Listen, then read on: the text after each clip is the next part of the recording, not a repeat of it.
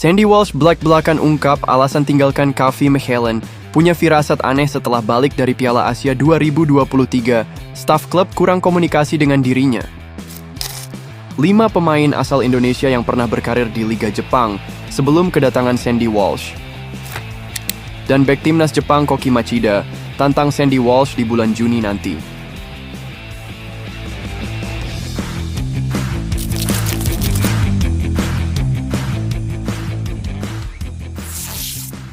Sandy Walsh melanjutkan karir sepak bolanya ke J-League dengan bergabung ke Yokohama F. Marinos. Walsh mengaku sebelum hijrah ke Jepang, ia sudah punya firasat aneh di KV Mechelen. Firasat tak enak itu dirasakan Sandy Walsh pasca ia membela timnas Indonesia di Piala Asia awal tahun 2024. Dikatakan oleh Sandy Walsh, ia mengalami masa sulit di KV Mechelen dengan renggangnya komunikasi staf klub dengan dirinya.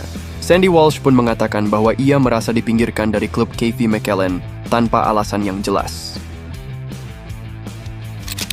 Saya pergi selama sebulan saat itu, sepenuhnya disibukkan dengan turnamen itu. Saya memiliki perasaan aneh, karena hanya ada sedikit komunikasi antara staf Mechelen dan saya, ujar Sandy Walsh. Pernyataan itu dilontarkan Sandy ke media Belgia Gazet van Antwerpen via telepon. Ketika kembali ke klub, Sandy masih mendapat kesempatan bermain melawan Anderlecht dan Eupen. Namun, setelah itu, ia mulai tersingkir dari skuad utama. Melihat situasi tersebut, Sandy mulai mempertimbangkan untuk pindah ke Asia, di mana ia berharap mendapatkan apresiasi lebih besar dan kesempatan bermain yang lebih banyak. Saat itu saya absen tanpa alasan. Kemudian saya mulai berpikir untuk bermain sepak bola di Asia, di mana saya akan mendapatkan apresiasi dan menit bermain, ungkap Sandy Walsh. Ia juga menambahkan bahwa keinginannya untuk bermain di Asia sudah muncul sejak Piala Asia 2024. Menurutnya, keputusan ini adalah bagian dari mimpinya untuk merasakan atmosfer sepak bola di kawasan tersebut.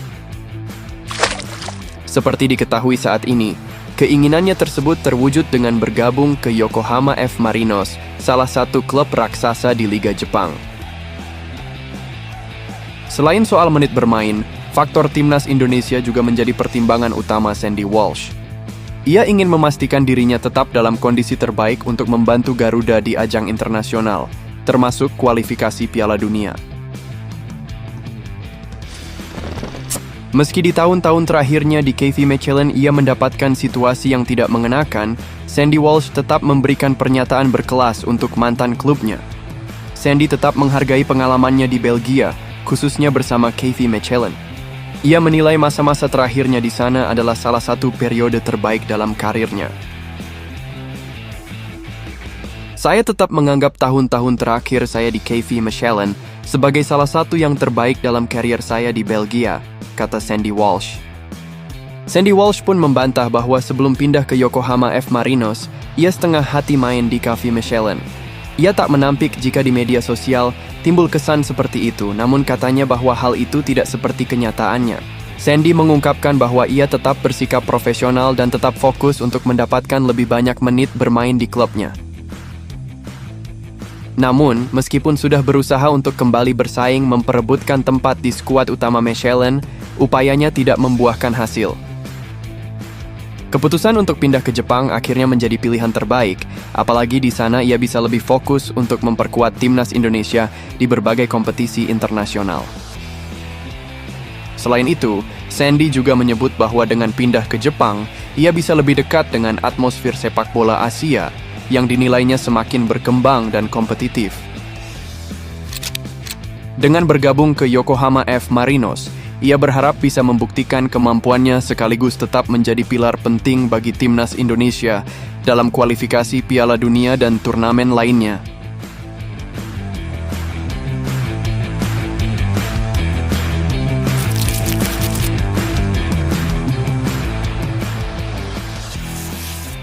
Sebelum kedatangan Sandy Walsh ke Liga Jepang bersama Yokohama F. Marinos, ternyata ada 5 pemain asal Indonesia yang sudah merasakan Liga Matahari Terbit tersebut. Lantas, siapa saja pemain Indonesia yang pernah merasakan atmosfer Liga dari negeri Sakura tersebut? Berikut 5 pemain Indonesia yang berkarir di Liga Jepang sebelum Sandy Walsh. Ricky Yakobi. Ricky adalah pemain Indonesia pertama yang berkarir di Jepang. Legenda timnas Indonesia tersebut kala itu memperkuat Matsushita Electric atau yang kini dikenal sebagai Gamba Osaka pada 1988 sampai 1989. Penampilan Ricky bisa dikatakan cukup baik selama di Jepang.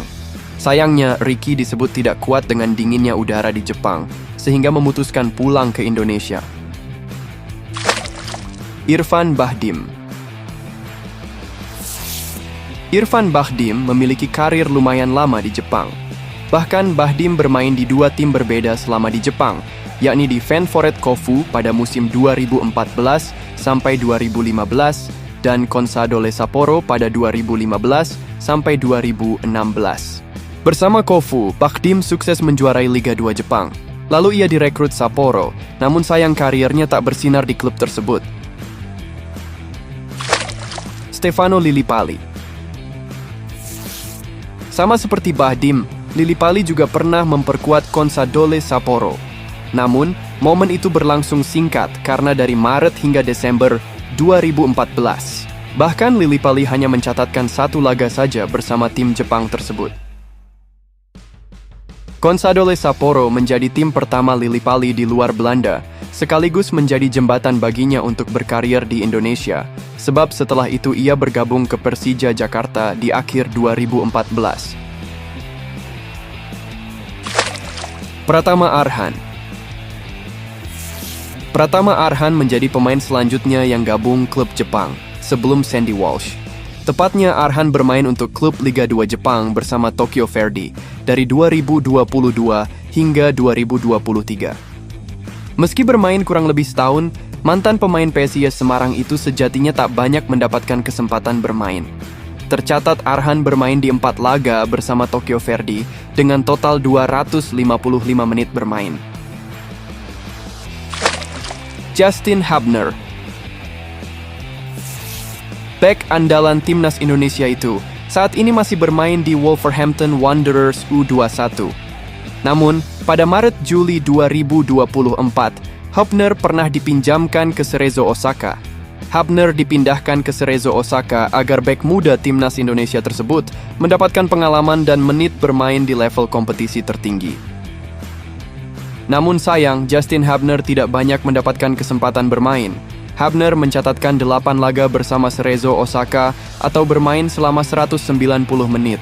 Setelah itu, ia pun kembali ke Inggris untuk melanjutkan karirnya bersama tim muda Wolves. Nah, dari sederet nama tersebut, rata-rata pemain asal Indonesia yang main di Liga Jepang jarang mendapatkan tempat utama di klubnya. Apakah dengan hadirnya Sandy Walsh bersama Yokohama F. Marinos di Liga Jepang dapat meruntuhkan statistik buruk tersebut? Bagaimana pendapat kalian?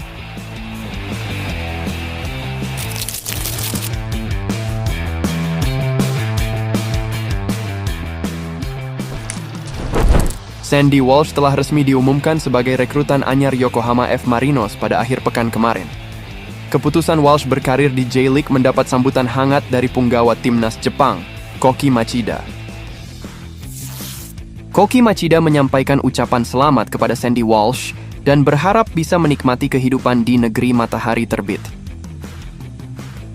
Machida pun ingin kembali berhadapan dengan Walsh saat Jepang menjamu Indonesia pada Juni nanti di laga pamungkas Grup C putaran 3 kualifikasi Piala Dunia 2026 zona Asia. Walsh memutuskan meninggalkan KV Mechelen pada bursa transfer musim dingin setelah tidak mendapatkan tempat di skuad utama.